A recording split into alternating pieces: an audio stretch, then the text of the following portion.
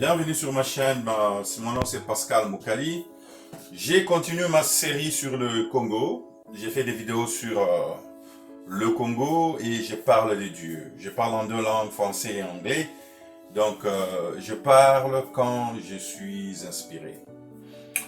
Il n'y a pas de commentaires à laisser sur ma chaîne parce que j'ai du mal à croire que Jésus pouvait faire un message et dire aux gens, dites-moi ce que vous pensez. Je ne sais pas où l'Église a ramassé cette culture, demander aux gens de nous liker, je ne sais pas. Je crois qu'un message doit intéresser quelqu'un, et si la personne est intéressée, ça veut dire qu'il y a un changement que ce message doit porter sur eux. J'ai un problème qu'on dépende d'une compagnie là où les lacs peuvent être arrachés un jour parce que tu as dit quelque chose contre l'Israël ou contre Palestine, et on te bloque et tous les lacs est parti avec. Ça, je trouve que c'est mettre beaucoup d'espoir dans les mains des hommes, les instruments humains. Et je comprends pourquoi l'Église aujourd'hui est faible et elle dépend du monde au lieu que ce soit l'inverse. Voilà, les sujets d'aujourd'hui, ce n'est pas ça. Aujourd'hui, je voulais continuer mes séries que je fais sur le Congo. Et je parle particulièrement sur le Congo, sur l'aspect politique, social, parce que c'est mon pays de naissance, c'est mon pays d'origine, bien que j'évolue en Russie. Aujourd'hui, je voulais continuer mes séries. J'ai pris un break. La dernière fois que j'ai posté sur Congo jusqu'à aujourd'hui, j'ai pris un petit break parce qu'il y avait tellement de choses qui se passaient dans notre pays, le gouvernement en formation, l'Assemblée, il y avait des choses, il y avait trop de distractions dans l'atmosphère. J'ai observé aussi ce qui se passe, j'ai prié pour mon pays, j'y crois encore. Donc j'ai pris un peu de réserve. Bon, maintenant que tout est établi, le gouvernement a été investi, je crois que on peut continuer à les supporter de loin, de près, dépendant de là où on est situé, et surtout pas à les oublier dans nos prières. Parlant du gouvernement, parlant de la prospérité du Congo, je tiens à parler aujourd'hui sur un sujet qui m'est très cher au cœur. Je sens ça comme un secret caché que les gens ne savent pas, au moins ceux qui m'entourent. Alors aujourd'hui, je voulais relater ça au reste des Congolais. C'est les pensées de Laurent Désiré Kabila. Voilà, Laurent Désiré Kabila. Ça fait partie de ma série de destins volés. Les destins volés, j'ai parlé de Lumumba qui nous a été pris très tôt. Il y a des conflits sur lesquels je vais parler. Il y a des travaux que je faisais avec les enfants de la rue. Aujourd'hui, je parle sur la sécurité alimentaire. Comment j'apprends les sérieux sur ces propos? Comment j'apprends? Comment c'est important? D'abord, moi, j'ai été trader à l'âge de 25 ans. J'ai exporté la nourriture de l'Afrique du Sud dans beaucoup de pays africains. J'ai travaillé avec le Sénégal, l'Angola, Zimbabwe, le Congo aussi en faisait partie. J'ai travaillé avec le Kenya, ce qui fait que j'ai beaucoup voyagé sur le continent africain et partout aussi au monde pour chercher les fournisseurs à bon prix et des bons produits. Et j'ai découvert pendant le voyage que j'effectuais qu'il y avait les secrets, mais je ne connaissais pas encore à cet instant, à cette époque, qui contrôlait ces secrets. On appelle ça la sécurité alimentaire. You know? La sécurité alimentaire, ça a été un secret caché par les grands pendant très longtemps. Mais au fait, tu ne peux pas aller loin pour chercher pourquoi la sécurité alimentaire est très importante. Je vais y revenir à la Bible, mais aujourd'hui, je vais d'abord commencer par le président Kabila, Désiré, qui est devenu président en 97. Moi, j'étais arrivé en Afrique du Sud le 1er avril 1994. Quelques années plus tard, on a entendu qu'il y avait une rébellion, c'était comme ça qu'on l'appelait à l'époque, qui descendait de l'Est vers le Kinshasa. Et puis, on a vu Mobutu aller en Afrique du Sud avec Kabila, négocier, comment on appelle ça, la politique de cette époque-là. Et ça n'avait pas marché. Kabila a évolué en 97. En mai, il a pris Kinshasa et il a formé un gouvernement le 22. Quelques jours après, un gouvernement des saluts qui a été changé après, au mois de juillet. Bon, le programme de M. Kabila, Laurent Désiré Kabila à cette époque, je ne le connais pas en entièreté, mais moi j'ai volé en Afrique du Sud dans l'entretemps.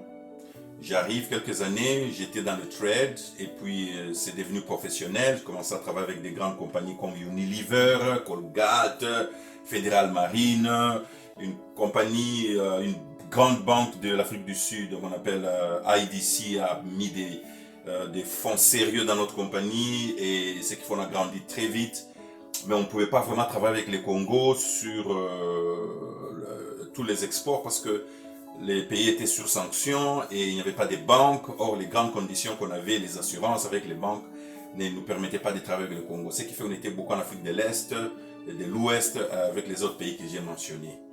Donc, je suis devenu expert en import-export et c'est en voyageant pour chercher de la nourriture que je commence à comprendre les choses sur la sécurité alimentaire. Là où je vois dans les autres pays, on produit beaucoup de lait et on déverse certaines quantités dans les océans, les patates, les pommes de terre, les maïs. Et quand tu demandes pourquoi vous faites ça, ils disent parce qu'on doit contrôler le prix sur le marché. S'il y a l'abondance, ce n'est pas bien pour nous. Nous allons perdre, nos fermiers ne vont pas se retrouver.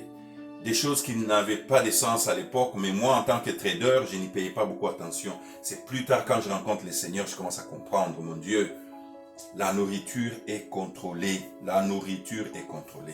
Et des fois, on a tendance à croire qu'il y a des choses importantes, comme être dans le bon livre de la Banque mondiale, être ami des Américains, être ami des Russes, on travaille en partenariat avec. Mais si vous ne mangez pas, vous avez déjà pensé être dans une nation où vous ne mangez pas. Vous n'avez pas de la nourriture. Tout ce qu'on met comme portefeuille n'auront plus de sens. La nourriture a un grand secret. Et ceux-là qui connaissent ça, qui ont compris ça, ont commencé à faire ça depuis très longtemps. C'est pourquoi il y a même l'expression « l'homme qui a faim n'a point d'oreille ». Il n'a point d'oreille parce que c'est un grand problème. Les pays les plus grands au monde, ils contrôlent leur sécurité alimentaire. On appelle ça en anglais « food security ». C'est là où on ne touche pas. Manger, boire de l'eau, on ne touche pas. On ne touche pas. Et M. Kabila, quand il devient président, moi je suis en Afrique du Sud, on ne se connaît pas, bien qu'on célèbre le changement de la dictature mobusienne à Kabila, je ne les connais pas. Mais ça allait changer et je n'étais même pas au courant. Un des aînés qui est déjà passé, Vieux Jamari, c'était parmi les grands entrepreneurs de Lumbashi qui faisait la transformation des minéraux localement. Avec Vangeli, un grec de Lubumbashi. Il avait une usine de transformation et c'était un grand qui m'estimait beaucoup, que j'estimais aussi, qui m'aimait beaucoup et il me disait toujours qu'il appréciait à mon âge ce que je faisais et c'est qu'on avait un très bon lien. J'ai essayé de le mettre en contact avec des investisseurs au Congo, dans les mines, parce que je ne comprenais pas. Et lui, en échange, un jour, un général est venu en Afrique du Sud chercher la fourniture de la nourriture pour l'armée du gouvernement de Kabila et il dit je connais un petit qui peut nous assister. Alors il m'appelle, il me demande de le rencontrer chez lui dans sa maison. Je vais le rencontrer, c'était à Johannesburg. On a parlé, là il m'introduit à un général qui est venu du gouvernement de Kabila qui cherchait beaucoup de choses, entre autres les engrais et les urées. Alors, je commence à faire un travail sur ces dossiers. J'ai récupéré beaucoup de données. En quelques semaines, j'avais ça sur la table. On a travaillé sur beaucoup de choses. Mais quand maintenant, on nous a parlé de la quantité et on nous a parlé de l'état de notre climat, les gens qui faisaient l'engrais, ils ont dit non. Ça ne sera pas sage d'exporter les engrais sud-africains parce que nous avons des climats différents bien que nous sommes sur le même continent. Alors ils ont suggéré que le Congo amène les terres, donc mettre la terre dans des sacs de chaque province.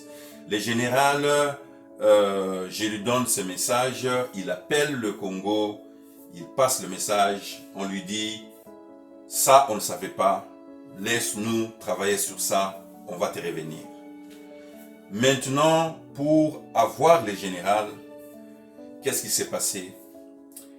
Le gouvernement de Kabila, à cette époque en Afrique du Sud, tu ne pouvais pas avoir un cellulaire que sur les contrats. Il n'y avait pas les choses d'arriver, tu achètes une puce, tu mets dans ton téléphone, tu commences à fonctionner. Ce n'était que par contrat.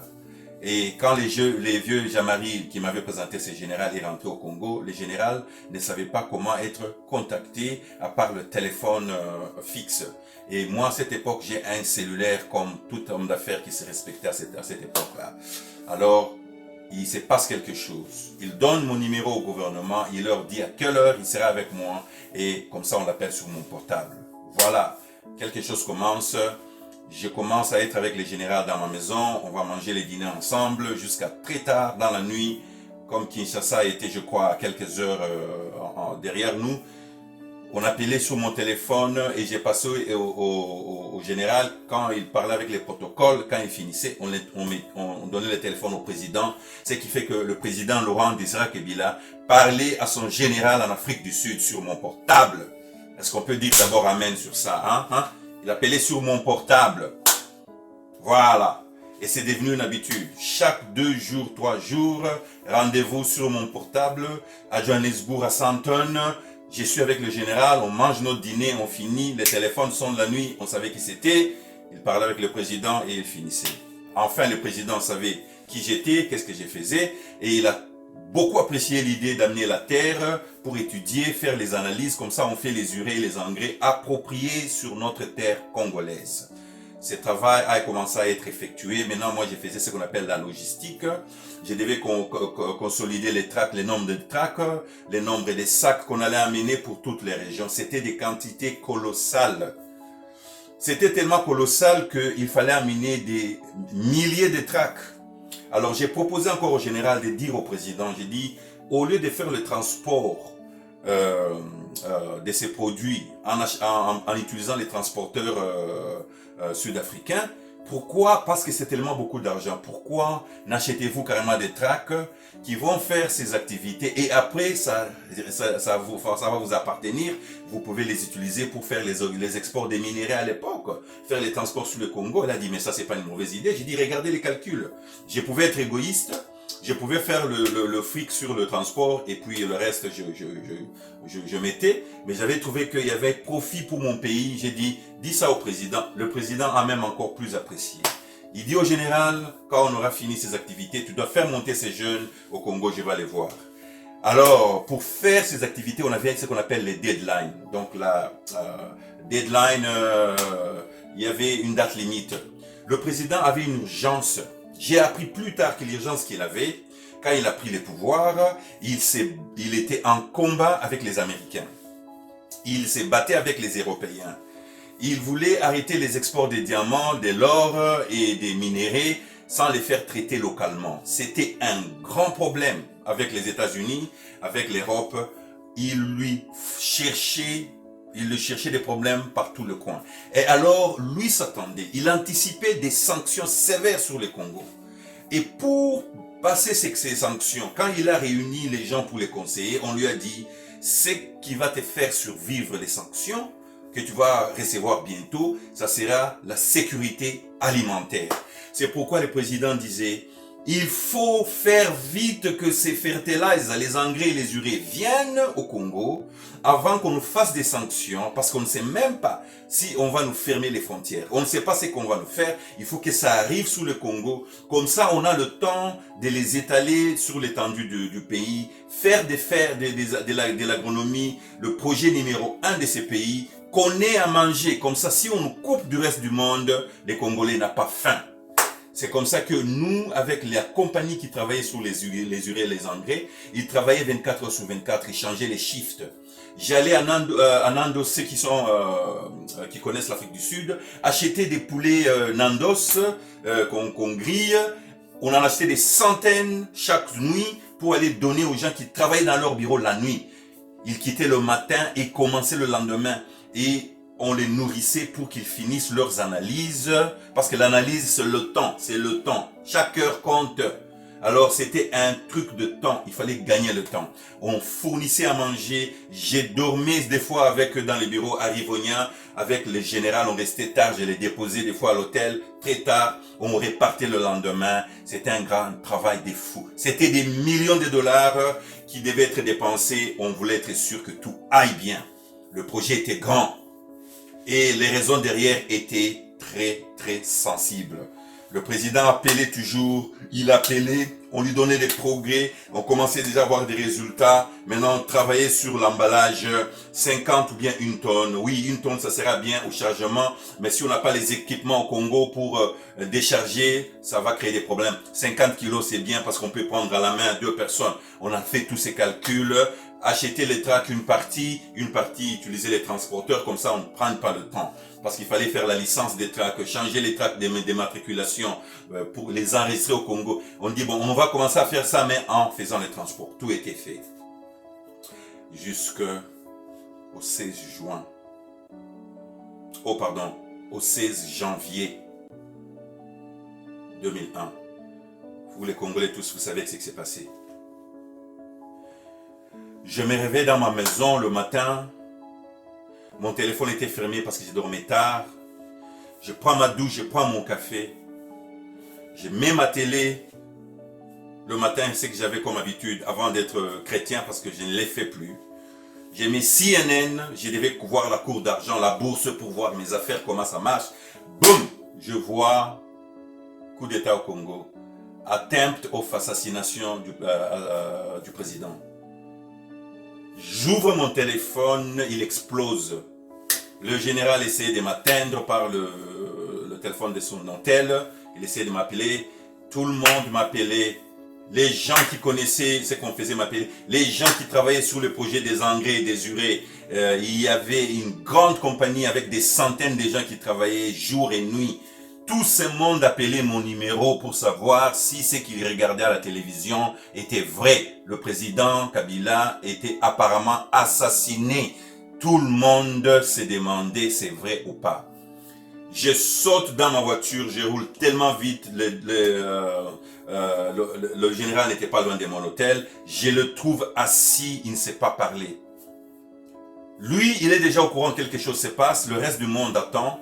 Parce que dans notre temps, M. Kabila, où son corps a été transporté à Harare au Zimbabwe, alors les gens disaient qu'il y avait peut-être de l'espoir, peut-être il est à l'hôpital, on est en train de le traiter. Je crois qu'on avait passé au moins 2 jours de malheur, parce qu'on ne savait pas dans tout ce temps, pendant tout ce temps, qu'est-ce qui se passe. Il est en vie, il est décédé, et tout ce monde avec qui on travaillait, ils avaient déjà mis des investissements dans ces projets. Moi, personnellement, j'avais déjà investi de l'argent dans ça. J'avais déjà recueilli beaucoup. J'avais même donné des contrats de transport, des avances pour sécuriser les transporteurs. Il y avait tellement de choses, des grandes dépenses là-dedans. Et le général, il ne sait pas avoir aucune nouvelle. Parce que dans ce temps, tous ceux qui enterraient les présidents ne sont plus là. Il n'y a pas de contact. Il ne sait rien me dire et je ne sais rien dire aux autres. Quelques jours plus tard, on apprend que, bien sûr, M. Laurent Désiré Kabila n'est plus. Je vous dis, les gars, ça a été un deuil. Pour beaucoup de gens, pour beaucoup d'entre nous, c'était un deuil, pas seulement national, d'avoir perdu un héros, mais c'était aussi une crise financière et des conflits qui ont commencé, mais c'était terrible. Je vais vous épargner les restes parce que je suis toujours en vie, vous pouvez le constater, c'est moi qui parle, allô. Mais ce que j'ai compris plus tard, c'était un destin, un grand destin volé. Je dis toujours, nous les chrétiens congolais, on doit vraiment arrêter de croire que il y a la séparation entre la politique et la parole de Dieu, entre l'Église et l'État. Si vous regardez dans la Bible, rien n'est mentionné dans ce sens. Il y a des choses dans la Bible que Paul dit, comment nous comporter devant le politicien. Il y a des choses que Jésus fait quand il est sur la scène en Israël. Mais quand vous retournez dans l'intention de Dieu, vous allez comprendre que le gouvernement, c'était le choix de l'homme. Donc, Quand Paul continue à dire certaines choses, c'est parce que l'homme a déjà fait les choix. Et Jésus, lui, a respecté aussi les choix de l'homme. Le choix de l'homme, c'est le cadeau que Dieu lui a donné depuis Genèse, parce que l'homme a fait son choix. Dieu lui dit, il y a l'arbre de la vie et il y a l'arbre de la vérité. Là où il y a la vérité, il y a le bon et le mauvais. La connaissance du bon et du mauvais. C'est dans un arbre, il y a la connaissance du bon et du mauvais. Vous vous demandez deux fois, comment vous savez que vous avez mal fait? Parce que vous connaissez le bon et le mauvais. Est-ce que vous avez déjà réfléchi, si vous ne saviez pas ce qui était bon et ce qui était mauvais, comment vous alliez vous condamner? Ça allait venir de quoi? Donc, juste quelque chose pour édifier quelqu'un là. Quand tu te condamnes en fonction du bon et du mauvais, tu manges toujours de l'arbre. Parce que tu connais les bons et les mauvais. Et c'est ce que l'ennemi utilise pour punir les gens. Il y avait l'arbre de la vie. Maintenant, les gens disent toujours, si je ne connais pas les bons et les mauvais, comment maintenant je vais me comporter? Voilà, tu n'as pas confiance dans l'arbre de la vie, qui est Christ, qui est en toi, qui peut t'orienter dans la vie. Christ, oui. Ça, ce n'est pas les sujets du jour, je le dis encore. Je retourne sur la sécurité alimentaire. Si vous lisez Genèse, vous allez voir le grand secret. Dieu commence par créer les choses et quand il finit, il les met à manger.